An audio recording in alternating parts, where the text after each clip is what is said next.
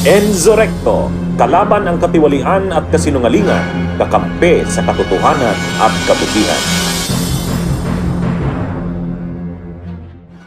Robin Padilla clueless pa rin kung bakit inaresto itong si Digong Duterte ng ICC. Tila walang alam itong si Padilla kung bakit dinakip at nilipad patungong daheg itong si Digong. Ayon po kasi sa sinabi ni Padilla, meron naman raw gumaganang batas dito sa Pilipinas. Bakit ibang dayuhan pa raw ang lilitis dito?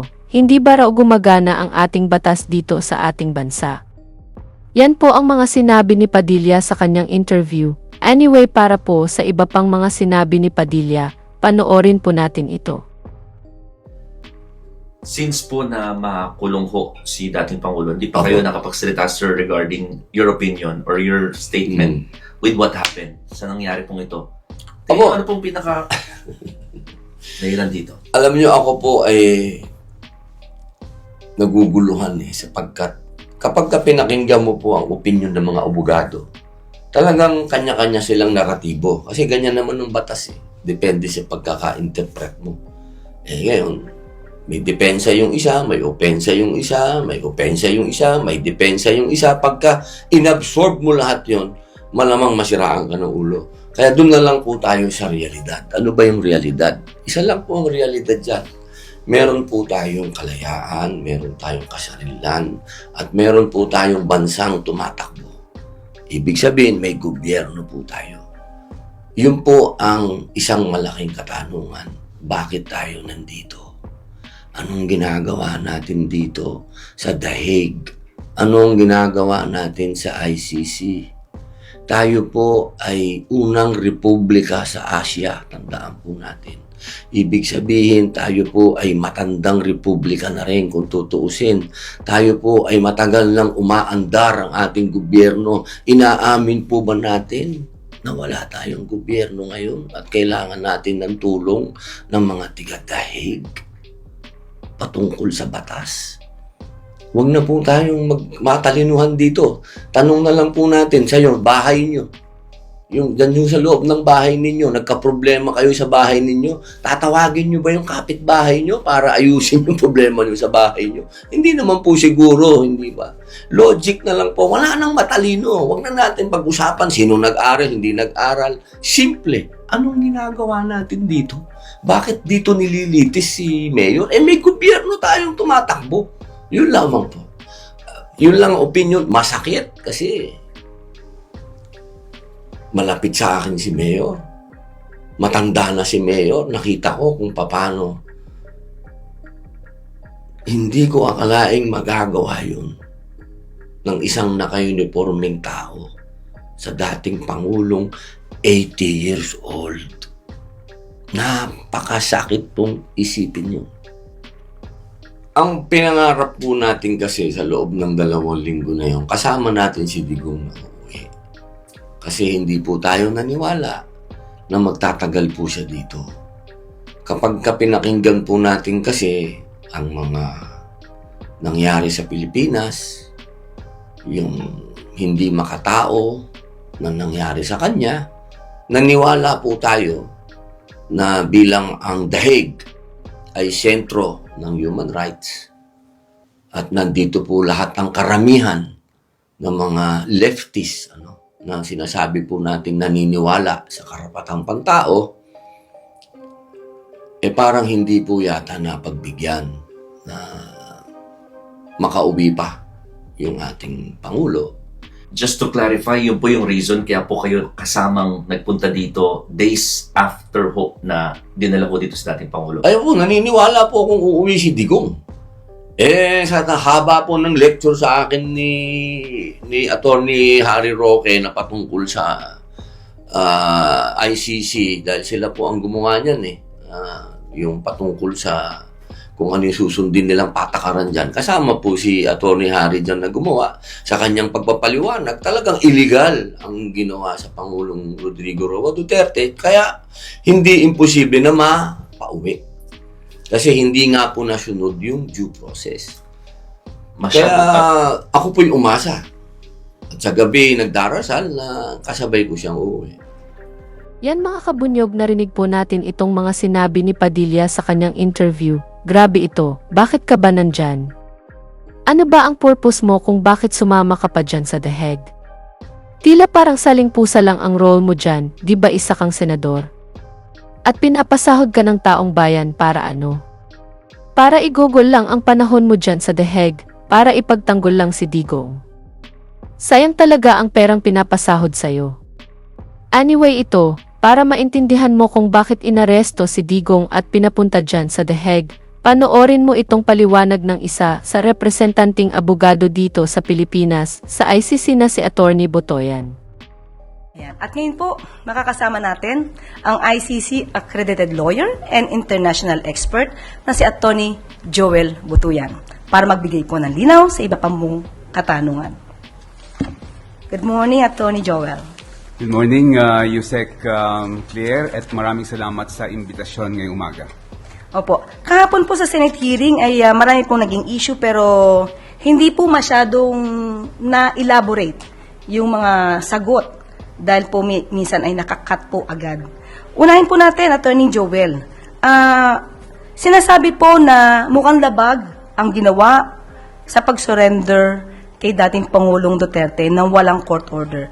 Maaari niyo po bang i-explain dahil ang sinasabi po ni SOJ Boying Rimulya ay nasa batas naman po ng RA 9851 na pwedeng i-surrender sa International Court. Pakiliwanag nga po yan, Attorney Butuyan. Yusek Claire, dalawang basihan yung validity ng implementation ng warrant of arrest. No? Unang-una, nandyan yung Republic Act 9851, which is actually a mirror image of the Rome Statute. Ito yung statute ng ICC. And nakasaad dun sa may Article 17 ng RA 9851 na kapag may warrant of arrest na inisyo ang isang international court, merong option ang Pilipinas na i-surrender directly to the international court yung suspect. No? Isa yon. Pangalawa, yung Article 59 ng Rome Statute. Nakalagay doon na kapag inaresto yung isang tao sa Pilipinas, no, halimbawa, ang procedure ay pwedeng idaan sa competent judicial authority at meron lang very basic na pwedeng tanungin yung competent judicial authority. Wala na siyang jurisdiction para questionin pa yung validity ng warrant of arrest. Nakalagay doon sa Article 59 mismo. Ang pwede niya lang gawin is i-verify yung identity ng naaresto, kung siya nga yung nakalagay sa warrant of arrest, and to make sure na yung rights ng yung arrested person ay respected pursuant to our domestic law. No? Ngayon, meron ng decision ang ICC mismo with respect to ano ba yung binding effect ng procedure under Article 59 kung kinakailangan dumaan sa domestic judicial authority. Sabi ng ICC sa Ongwen case noong 2015 na there is no duty on the arresting country to follow the procedure under Article 59. So hindi kinakailangan dumaan sa domestic judicial authority for as long as yung substance ng Article 59 is complied with, which is what yung identity ng accused, saka kung respected yung rights ng accused. Anong nangyari nung pag-aresto kay former President Duterte? Binasahan siya ng Miranda rights niya. No? So that's pursuant to our domestic law on arrest. And then meron siyang abogado doon. Hindi lang isa, dalawa. No? So yung substance ng Article 59 were actually complied with. So talagang both under our local law and under the ICC statute, complied with valid yung implementation ng warrant of arrest, Yusek Claire. Ibig sabihin, Attorney Butuyan, kahit hindi po tayo miyembro dito sa ICC, at ang ginamit natin primarily ay ang ating batas ng RA 9851, kung itatanungin pa rin nila kung may substantial compliance tayo dito sa Article 59 ng Rome Statute, ibig sabihin, nakapag-comply tayo, although hindi yun yung ginamit natin na batas, kundi yung RA 9851. Ganun po ba yun? Tama yun, Yusek Claire. No?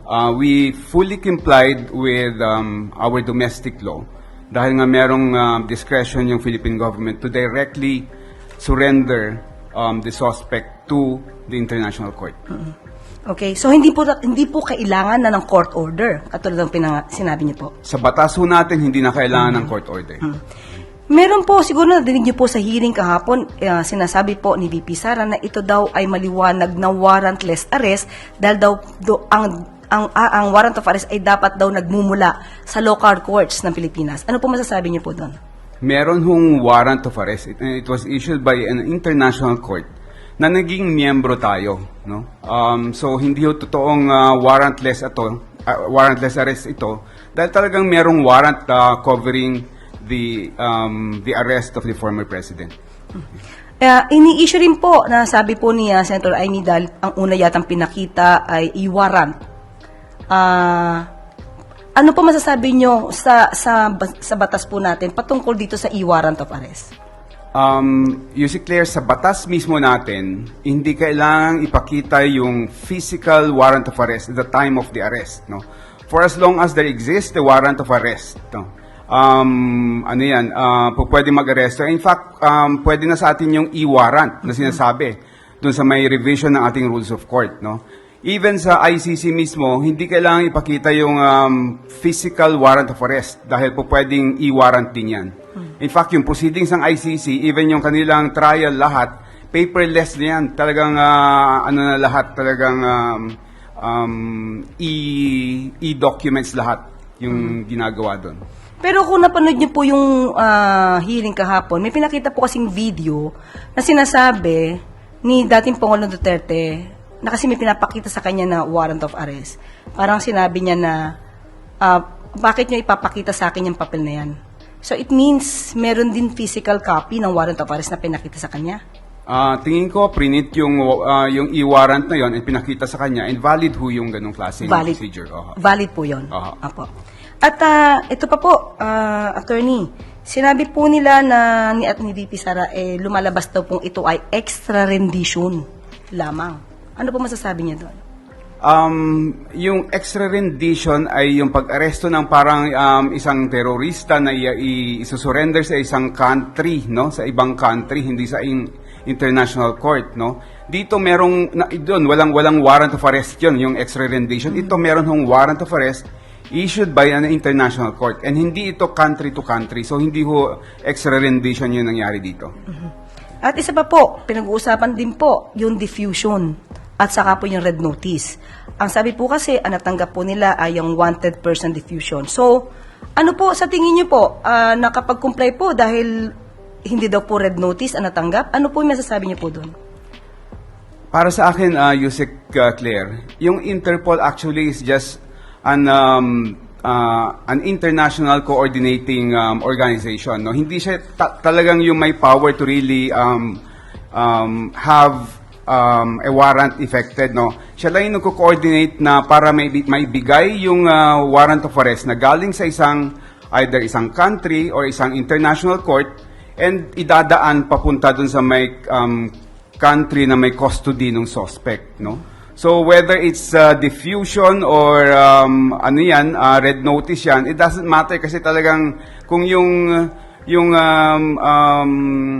red notice binibigay yan shotgun sa lahat ng mga members ng Interpol, no? Yung diffusion usually country to country yan, no? Pero regardless of the terminology, coordinating agency lang, organization lang yung Interpol. Ang mahalaga is valid warrant of arrest yung binigay ng Interpol sa atin, no, regardless of how it gave it to us. So in other words, Attorney Butuyan, kapag ka wanted person diffusion at may nakalagay doon ng papatulong para arestuin, kailangan pa rin po makipag-coordinate ang gobyerno natin sa Interpol? Pwede hong kailangan may pag-coordinate din dahil member tayo ng Interpol, no? Pero kagaya nga ho na sinabi ko, kung sinerve yan sa atin ng Interpol, ibig sabihin valid yung warrant of arrest na yan, no?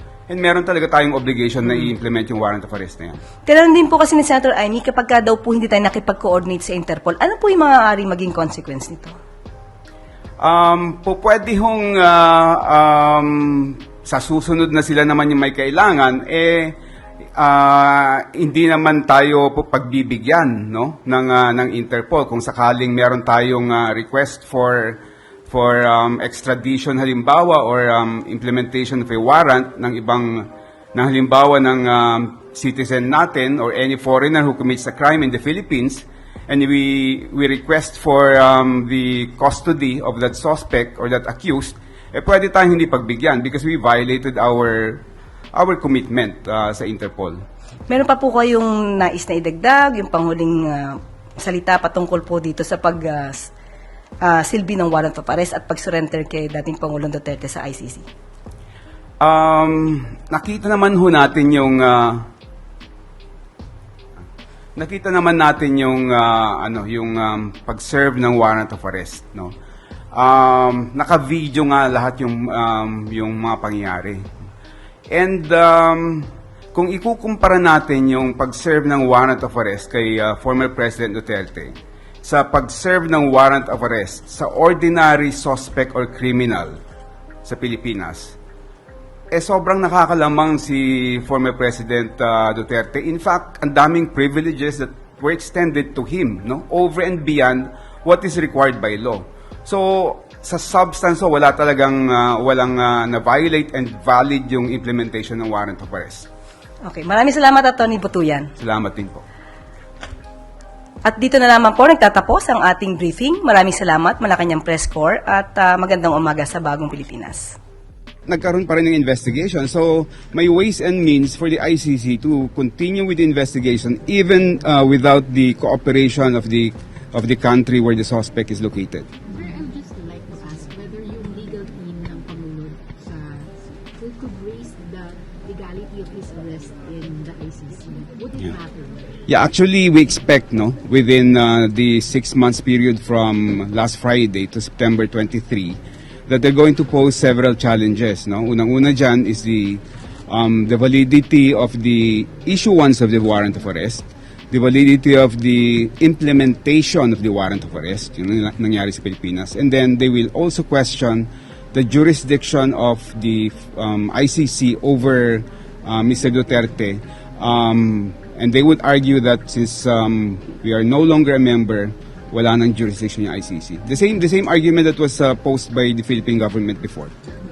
Pero would it matter yung circumstances surrounding yung pagdala sa kanya dun sa ICC in the crimes against humanity case na Hindi, sabi nga dun sa may decision ng ICC, yung specific procedure dun sa may Article 59 na kailangan idaan sa competent judicial authority, hindi bound yung Pilipinas na i-follow yon for as long as yung substance ng Article 59, which are una, make sure na yung taong arrested, yun yung nakalagay sa warrant of arrest.